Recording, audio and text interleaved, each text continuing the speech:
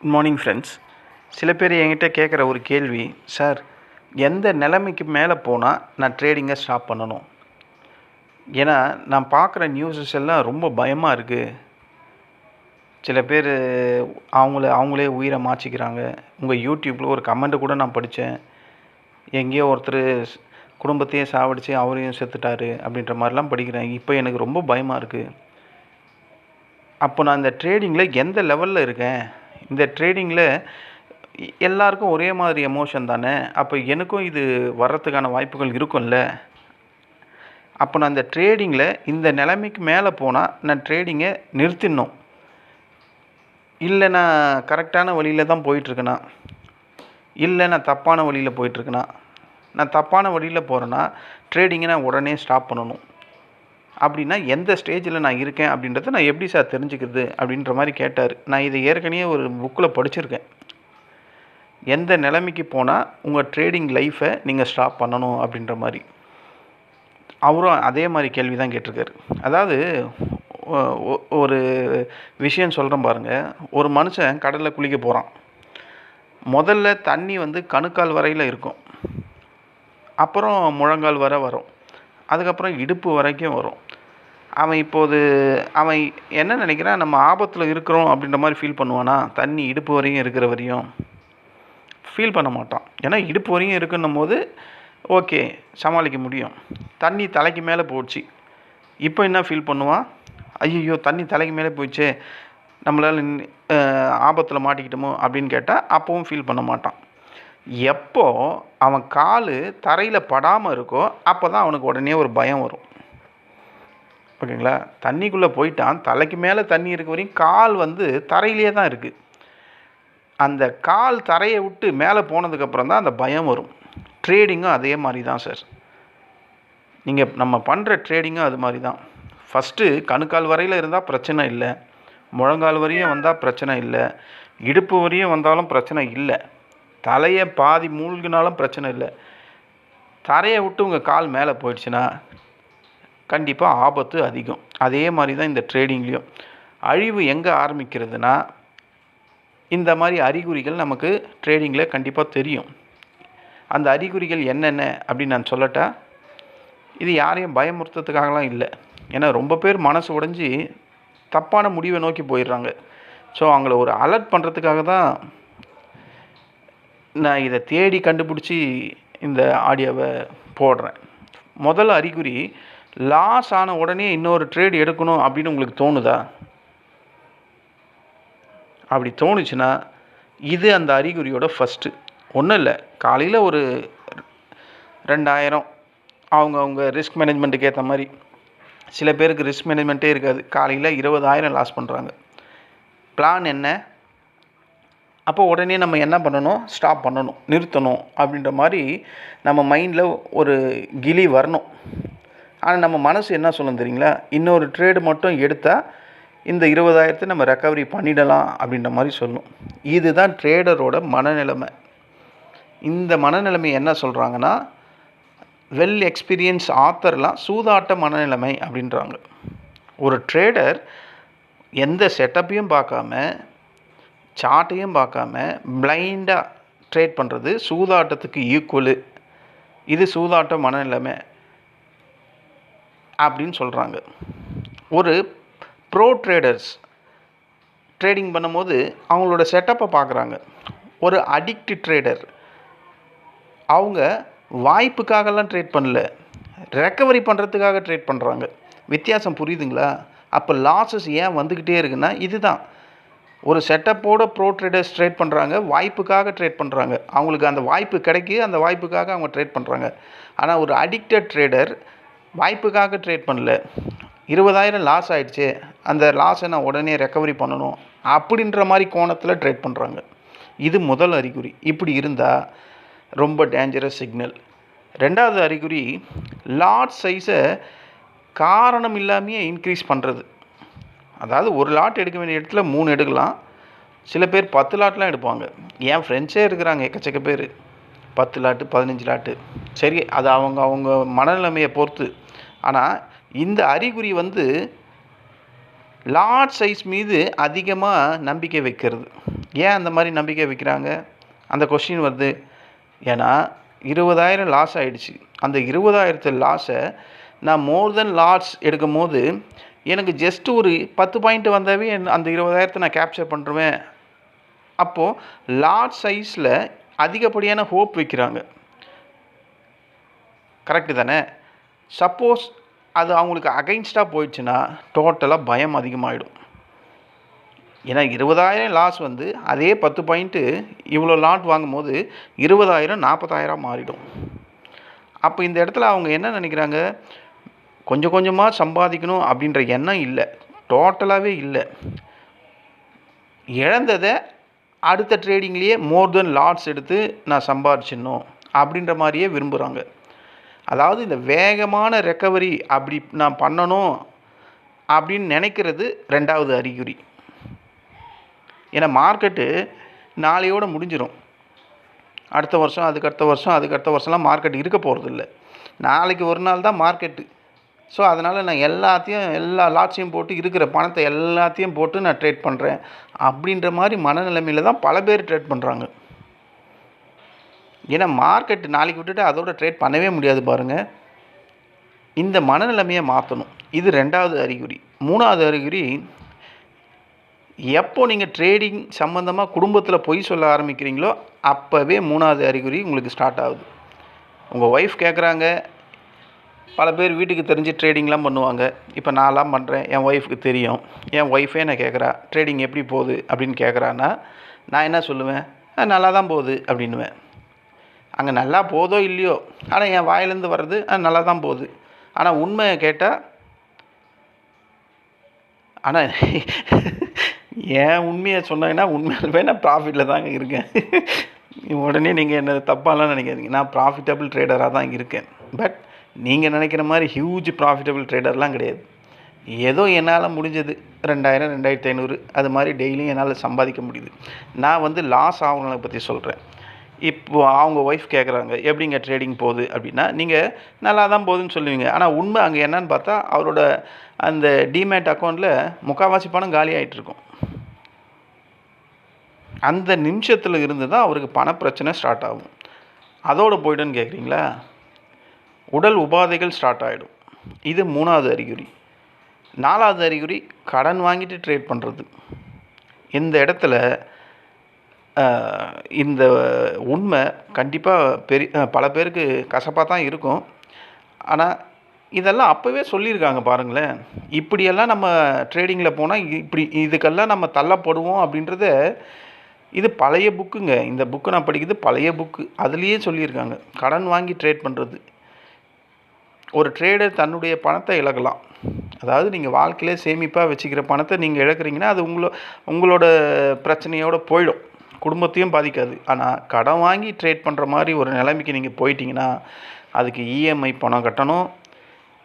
சில பேர் இஎம்ஐ இருக்கக்கூடிய பணத்தை தூக்கி ட்ரேட் பண்ணுவாங்க. சில பேர் வீட்டு செலவுக்காக இருக்கிற பணத்தை தூக்கி ட்ரேட் பண்ணுவாங்க. சில பேர் குழந்தைங்க படிப்புக்காக வச்சுருக்க பணத்தை தூக்கி ட்ரேட் பண்ணுவாங்க.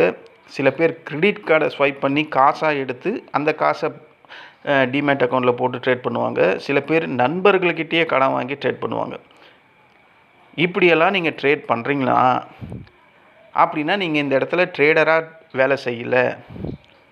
அதுக்கு உதாரணமாக எப்படி சொல்கிறாங்கன்னா, ஒரு வெடிகுண்டு நம்ம கண் எதில் ஒரு வெடிகுண்டு இருக்குது. அந்த வெடிகுண்டு மேலே போய் நம்ம உக்காந்துக்கிறோம். ஸோ இந்த மாதிரி நீங்கள் கடன் வாங்கி ட்ரேட் பண்ணால் நீங்கள் உங்களுக்கு நல்ல சுய நினைவோடு ஒரு வெடிகுண்டு மேலே போய் உக்காந்துக்கிறீங்க. அது எப்போ வேணால் பஸ்ட் ஆகலாம். அந்த மாதிரி பஸ்ட் ஆகும் போது தான் பல பேர் அவங்களையே அழிச்சிக்கிறாங்க. இந்த அறிகுறி இருந்தால் நீங்கள் மார்க்கெட்லேருந்து திங்க் பண்ணணும். 5வது அறிகுறி, தூக்கம் போயிடுச்சு. டோட்டலாக தூக்கம் போயிடுச்சு. மார்க்கெட்டு மூடியாச்சு, சார்ட்டையும் மூடியாச்சு.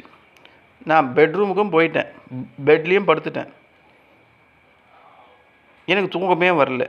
காலையில் எழுந்தாலும் அதே சார்ட்டு, நைட்டில் படுத்துக்கிட்டே இருந்தாலும் அதே சார்ட்டு. எப்போ பாரு இந்த ட்ரேடிங்கை பற்றியே நினப்பு வந்துக்கிட்டே இருக்கா அப்படின்னா நீங்கள் அடிக்ஷனில் இருக்கீங்க அப்படின்ற மாதிரி தான் அர்த்தம். இது 5வது அறிகுறி. 6வது அறிகுறி, வாழ்க்கையில் வேறு எதுவுமே எனக்கு முக்கியம் கிடையாதுங்க.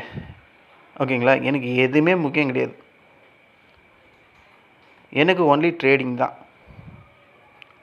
அப்படின்றவங்க எப்படி இருப்பாங்க? குழந்தை ஏதாவது அவங்க வீட்டில் குழந்தை இருந்தால் குழந்தை பேசுகிறத கேட்க மாட்டாங்க. அப்பா அம்மா டேண்டா நீ சொல்கிறது எதையுமே கேட்க மாட்டியாடா அப்படின்னு சொல்லுவாங்க. மனைவி கூட அப்படி தான் பேசுவாங்க. ஸோ ஏன்னா மற்றது மேலே உங்களுக்கு ஒரு இம்பார்ட்டன்ட் இம்பார்ட்டனே கொடுக்கல அப்படின்னும் போது வாழ்க்கையில் வேறு எது மேலேயும் உங்களுக்கு முக்கியம் இல்லை, ட்ரேடிங் தான் அப்படின்னும் போது இந்த அறிகுறி இருந்தாலும் அது டேஞ்சரஸ் தான். எனி டைம் 24 மணி நேரமும் ட்ரேடிங்கை பற்றியே நீங்கள் கவனம் செலுத்திக்கிட்டே இருந்தீங்கன்னா இது அடிக்ஷனோட உச்சகட்டம். அப்போ நீங்கள் இந்த இடத்துல ட்ரேடிங் பண்ணுறது வாழ்க்கையோட ஒரு வாழ்க்கை ஒரு 4 பகுதினா 3 பகுதி ட்ரேடிங்கை பற்றியே தான் நீங்கள் நினச்சிட்ருக்கீங்க, ஒரு பகுதி உங்களை பற்றி அப்படின்னு எடுத்துக்கலாம். மற்ற குடும்பமோ லைஃபோ மனைவியோ பேரண்ட்ஸோ குழந்தைங்களோ அதை பற்றி உங்களுக்கு எண்ணமே இல்லைன்னா இந்த அறிகுறி ரொம்ப ரொம்ப டேஞ்சரஸ். 6வது அறிகுறி ஒன்றும் இல்லைங்க, இதெல்லாம் சேர்ந்த மாதிரி நான் ஒரு கதை சொல்கிறேன். ஒரு மனுஷன் தங்க முட்டையிடுற வாத்தை வளர்த்துக்கிட்டு வரான். அந்த தங்க முட்டை போடுற வாத்து டெய்லியும் ஒரு நாளும் ஒரு தங்க முட்டை போட்டுக்கிட்டே இருந்தது. அவனு ஒரு நாள் யோசித்தான், இது ஒரு நாளாக இந்த தங்க முட்டையை போட்டு நான் என்றைக்கு பெரிய ஆளாக ஆகுறது, என்றைக்கு பணக்காரன் ஆகுறது அப்படின்ற மாதிரி அவனுக்கு நினப்பு வருது. உடனே என்ன பண்ணுறான், அவனுக்கு என்ன தோணுதுன்னா, இந்த தங்க முட்டை இந்த வாத்துக்கிட்டேருந்து தானே வருது, இது போடுற முட்டை தங்கமாக இருந்தால் அப்போது இந்த வாத்தோட உள்ளே இருக்கிற பகுதி எல்லாமே தங்கமாக தானே இருக்கும். அப்போ இந்த வாத்தை நம்ம சாவடிச்சிட்டா வாத்துக்குள்ளே உடம்புக்குள்ளே இருக்கிறது எல்லா தங்கத்தையும் நம்ம எடுத்துக்கலாம் அப்படின்ற மாதிரி நினைக்கிறான். அப்போ அந்த வாத்தை போய் அடுத்த நாள் காலையில் சாவடிச்சிடுறான். சாவடிச்சிட்டு இப்போ அடுத்த நாள் செக் பண்ணுறான், அதில் தங்க முட்டையும் கிடையாது.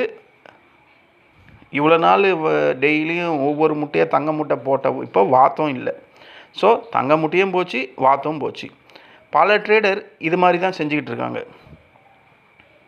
அவங்களோட வாழ்க்கை அப்படின்ற தங்க முட்டை இடும் வாத்து, அவங்க வாழ்க்கைன்றது தங்க முட்டை இடும் வாத்து மாதிரி நம்ம நினச்சிக்கணும். அவங்க இந்த இடத்துல வேகமாக ரெக்கவரி பண்ணணும் அப்படின்னு நினச்சி அந்த வாத்தை சாவடிக்கிற மாதிரி வாழ்க்கையை இவங்க இங்கே கொஞ்சம் கொஞ்சமாக அழிச்சிக்கிட்டே வராங்க. கரெக்டாக லிங்க் ஆகுதா? இதுதான் நான் சொல்ல வர விஷயம். அப்போது நாம் எப்போது ட்ரேடிங்கை நிறுத்தணும் அப்படின்னு கேட்டால் ஒரு 5 கேள்வி இருக்குது. அந்த 5 கேள்விக்கு ஆமாம் அப்படின்னு நீங்கள் சொல்லிட்டீங்கன்னா நீங்கள் உடனே ட்ரேடிங்கை ஸ்டாப் பண்ணியே தீரணும். முதல் கேள்வி, கடன் வாங்கி ட்ரேட் பண்ணுறீங்களா?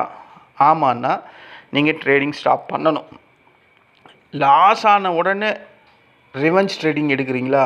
ஆமான்னா உடனே ட்ரேடிங்கை நிறுத்தணும். குடும்பத்தில் ட்ரேடிங் சம்மந்தமான உண்மையை மறைச்சி பொய் மட்டும் சொல்கிறீங்கன்னா நீங்கள் கண்டிப்பாக ட்ரேடிங்கை நிறுத்தணும்.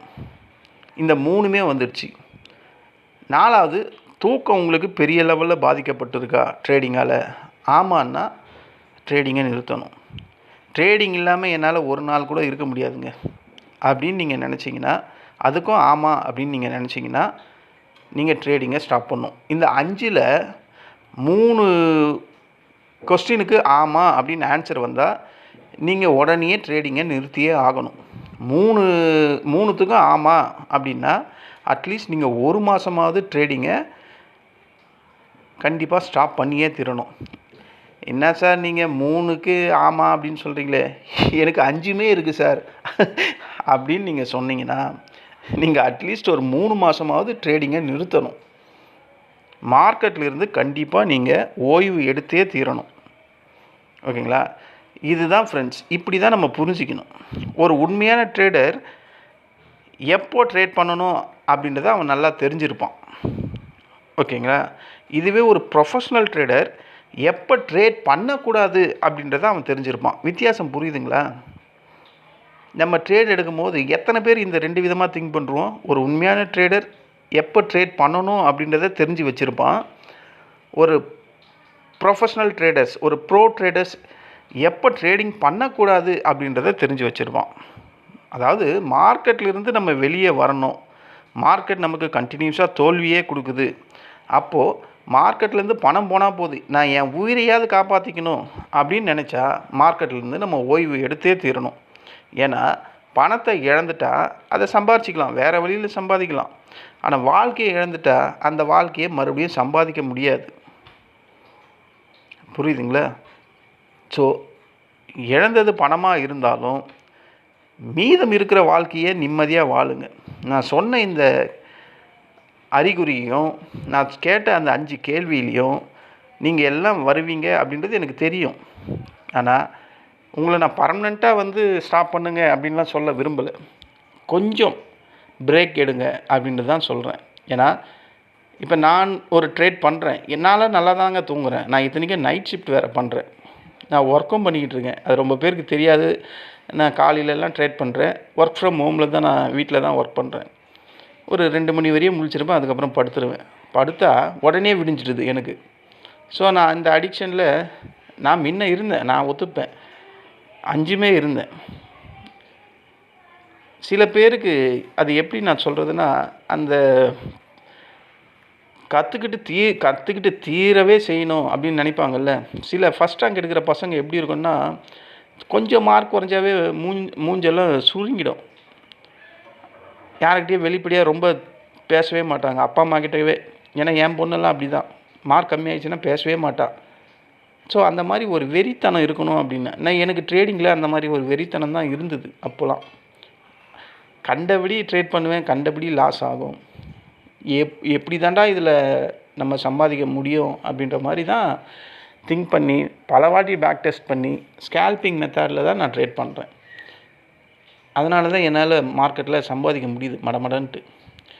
நான் சொன்னேன்ல 10 லாட்டு 5 லாட்டு 8 லாட்டுன்னு, நான் அதுலேயும் ஒரு ரெஸ்ட்ரிக்ஷன் வச்சுருக்கேன். 2 இல்லைனா 3, அதுக்கு மேலே நான் போகவே மாட்டேன். ஏன்னா என் கெப்பாசிட்டி என்னன்னு எனக்கு தெரியும். அதனால் அதுலேயும் ஒரு ரிஸ்க் மேனேஜ்மெண்ட் வச்சுருக்கேன். ஸோ இந்த மாதிரி அந்த வெறித்தனம் அடிக்ஷன் ஆகக்கூடாது. அடிக்ஷன்னா நமக்கு அதுக்கே அடிமையான மாதிரி ஆகிடுவோம். அந்த தொழிலில் அந்த ஈடுபாடுன்னு சொல்லுவாங்கள்ல, அதை நம்ம உருவாக்கிக்கிட்டால் எப்பேற்பட்ட தொழிலையும் வெற்றி நம்மளால் பெற முடியும் அப்படின்றது தான் என்னுடைய கருத்து. நான் கூட 8.5 லட்ச ரூபா இழந்திருக்கேன், நான் மெல்ல மெல்ல ரெக்கவரி பண்ணிட்டேன். அது மாதிரி உங்களாலேயும் முடியும். ஆனால் அதுக்கு முன்னாடி உங்களுக்கு ஒரு ஓய்வு தேவைப்படுது, ஒரு ரெஸ்ட்டு தேவைப்படுது, ஒரு பிரேக் தேவைப்படுதுன்னா கண்டிப்பாக நீங்கள் எடுத்துகிட்டு மறுபடியும் உள்ளே வந்தால் கொஞ்சம் ரெஃப்ரெஷ் ஆகிட்டு உள்ளே வரும்போது புதிய புதிய எண்ணங்கள் வரும். அந்த எண்ணங்களுக்கு ஏற்ற மாதிரி நம்ம ட்ரேட் பண்ணும்போது கொஞ்சம் தெளிவு கிடைக்கும். ஓகேங்களா? அதனால தான் நான் சொல்கிறேன், ட்ரேடிங்கை எந்த லெவல் நீங்கள் இருக்கீங்க அப்படின்னு பார்த்துட்டு அதை உடனே நிறுத்த வேணாவா அப்படின்றத இந்நேரம் உங்களுக்கு புரிஞ்சிருக்கும். நீங்கள் எந்த ஸ்டேஜில் இருக்கீங்கன்னு பார்த்துட்டு நல்ல ஒரு முடிவை எடுங்க. நன்றி, வணக்கம்.